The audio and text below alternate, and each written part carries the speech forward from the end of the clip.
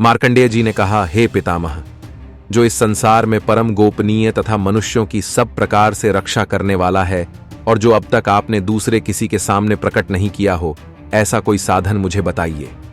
ब्राह्मण, ऐसा साधन तो एक देवी का कवच ही है, जो गोपनीय से भी परम गोपनीय, पवित्र तथा संपूर्ण प्राणियों का उपकार करने वाला है।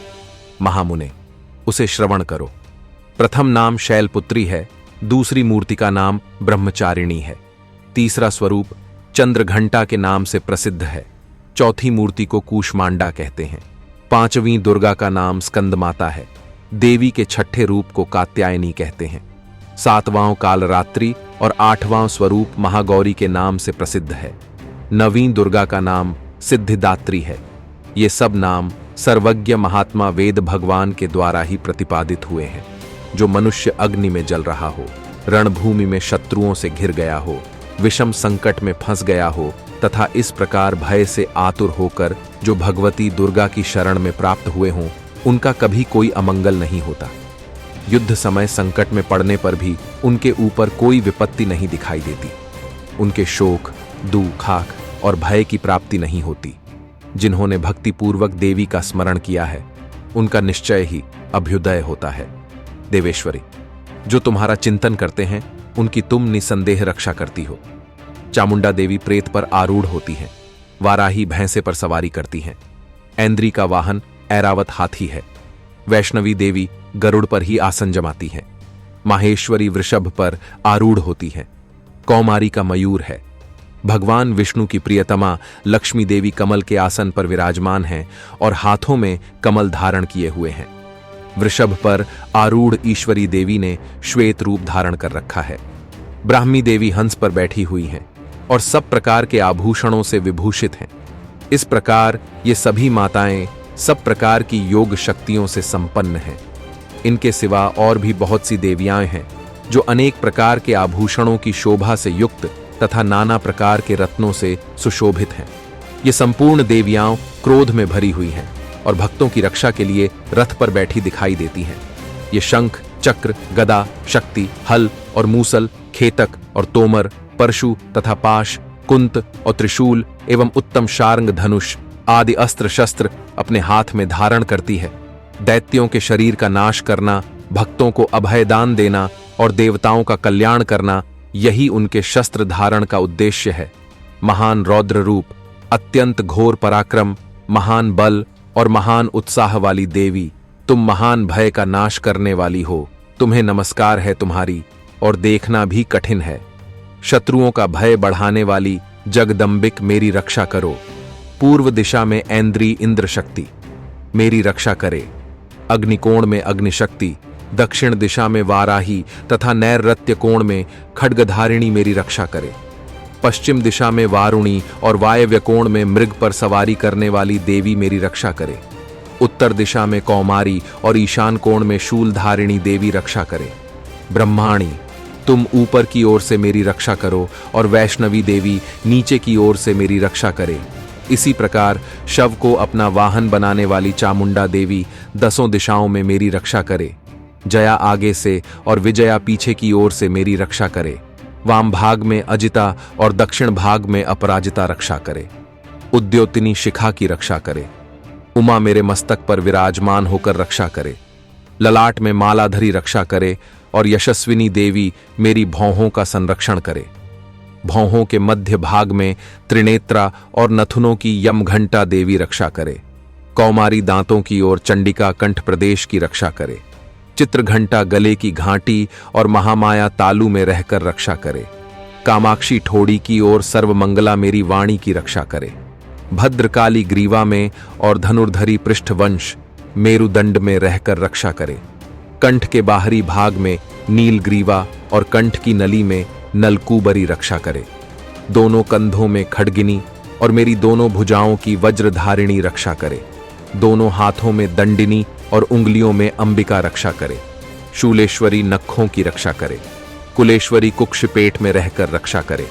महादेवी दोनों स्तनों की ओर शोक विनाशिनी देवी मन की रक्षा करे। ललिता देवी हृदय में और शूलधारिणी उदर में रहकर रक्षा करे। नाभि में कामिनी और गुह्य भाग की गुह्येश्वरी रक्षा करे। पूतना और कामिका लिंग की ओर महिषवाहिनी गुदा की रक्षा करे। भगवती कटिभाग में और विंध्यवासिनी घुटनों की रक्षा करे। संपूर्ण कामनाओं को देने वाली महाबला देवी दोनों पिंडलियों की रक्षा करे। नारसिंही दोनों घुट्टियों की ओर, तेजसी देवी दोनों चरणों के पृष्ठभाग की रक्षा करे। श्रीदेवी पैरों की उंगलियों में और तलवासिनी पैरों के तलुओं में रहकर रक्षा करे। अपनी दाढ़ों के कारण भयंकर दिखाई देने वाली दंष्ट्राकराली देवी नखों की ओर, ऊर्ध्वकेशिनी देवी केशों की रक्षा करे। रोमावलियों के छिद्रों में कौबेरी और त्वचा की वागीश्वरी देवी रक्षा करे। पार्वती देवी रक्त, मज्जा, वसा, मांस, हड्डी और मेद की रक्षा करे। आंतों की कालरात्रि और पित्त की मुकुटेश्वरी रक्षा करे। मूलाधार आदि कमल कोशों में पद्मावती देवी और कफ में चूड़ामणि देवी स्थित होकर रक्षा करे। नख के तेज की ज्वालामुखी रक्षा करे। जिसका किसी भी अस्त्र से भेदन नहीं हो सकता, वह अभेद्या देवी शरीर की समस्त संधियों में रहकर रक्षा करे। ब्रह्माणी, आप मेरे वीर्य की रक्षा करें। छत्रेश्वरी, छाया की तथा धर्मधारिणी देवी मेरे अहंकार, मन और बुद्धि की रक्षा करे।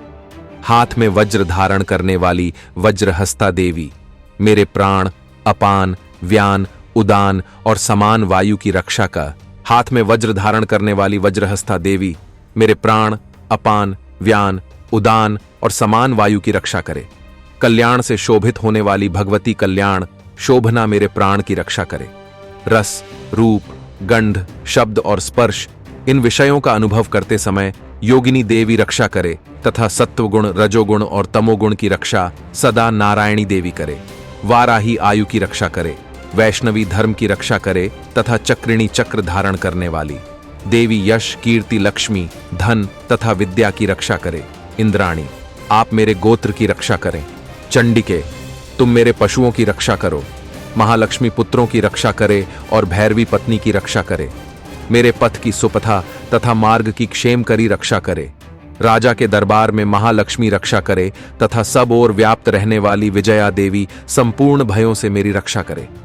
देवी, जो स्थान कवच में नहीं कहा गया है रक्षा से रहित है, वह सब तुम्हारे द्वारा सुरक्षित हो, क्योंकि तुम विजयशालिनी और पापनाशिनी हो। यदि अपने शरीर का भला चाहे तो मनुष्य बिना कवच के कहीं एक पग भी न जाए। कवच का पाठ करके ही यात्रा करे। कवच के द्वारा सब ओर से सुरक्षित मनुष्य जहां जहां भी जाता है, वहां वहां उसे धन लाभ होता है तथा संपूर्ण कामनाओं की सिद्ध करने वाली विजय की प्राप्ति होती है। वह जिस जिस अभीष्ट वस्तु का चिंतन करता है, उसको निश्चय ही प्राप्त कर लेता है। वह पुरुष इस पृथ्वी पर तुलना रहित महान ऐश्वर्य का भागी होता है। कवच से सुरक्षित मनुष्य निर्भय हो जाता है। युद्ध में उसकी पराजय नहीं होती तथा वह तीनों लोकों में पूजनीय होता है। देवी का यह कवच देवताओं के लिए भी दुर्लभ है। जो प्रतिदिन नियम पूर्वक तीनों संध्याओं के समय श्रद्धा के साथ इसका पाठ करता है, उसे दैवी कला प्राप्त होती है तथा वह तीनों लोकों में कहीं भी पराजित नहीं होता। इतना ही नहीं, वह अपमृत्यु रहित हो 100 से भी अधिक वर्षों तक जीवित रहता है। मकरी, चेचक और कोढ़ आदि उसकी संपूर्ण व्याधियां नष्ट हो जाती हैं। कनेर, भांग, अफीम, धतूरे आदि का स्थावर विष, सांप और बिच्छू आदि के काटने से चढ़ा हुआ जंगम विष तथा अहिफेन और तेल के संयोग आदि से बनने वाला कृत्रिम विष, ये सभी प्रकार के विष दूर हो जाते हैं, उनका कोई असर नहीं होता। इस पृथ्वी पर मारण मोहन आदि जितने आभिचारिक प्रयोग होते हैं तथा इस प्रकार के मंत्र यंत्र होते हैं, वे सब इस कवच को हृदय में धारण कर लेने पर उस मनुष्य को देखते ही नष्ट हो जाते हैं। ये ही नहीं, पृथ्वी पर विचरने वाले ग्राम देवता, आकाशचारी देव विशेष, जल के संबंध से प्रकट होने वाले गण, उपदेश मात्र से सिद्ध होने वाले निम्न कोटि के देवता, अपने जन्म से साथ प्रकट होने वाले देवता, कुल देवता, माला, कंठमाला आदि, डाकिनी, शाकिनी, अंतरिक्ष में विचरण करने वाली अत्यंत बलवती भयानक डाकिनियां, ग्रह, भूत, पिशाच, यक्ष, गंधर्व, राक्षस, ब्रह्म राक्षस, बेताल, कूष्मांड और भैरव आदि अनिष्टकारक देवता भी हृदय में कवच धारण किए रहने पर उस मनुष्य को देखते ही भाग जाते हैं। कवचधारी पुरुष को राजा से सम्मान वृद्धि प्राप्ति होती है। यह कवच मनुष्य के तेज की वृद्धि करने वाला और उत्तम है। कवच का पाठ करने वाला पुरुष अपनी कीर्ति से विभूषित भूतल पर अपने सुयश से साथ साथ वृद्धि को प्राप्त होता है। जो पहले कवच का पाठ करके उसके बाद सप्तशती चंडी का पाठ करता है, उसकी जब तक वन, पर्वत और काननों सहित यह पृथ्वी टिकी रहती है, तब तक यहाँ पुत्र पौत्र आदि संतान परंपरा बनी रहती है। देह का अंत होने पर वह पुरुष भगवती महामाया के प्रसाद से नित्य परम पद को प्राप्त होता है, जो देवताओं के लिए भी दुर्लभ है। वह सुंदर दिव्य रूप धारण करता और कल्याण शिव के साथ आनंद का भागी होता है।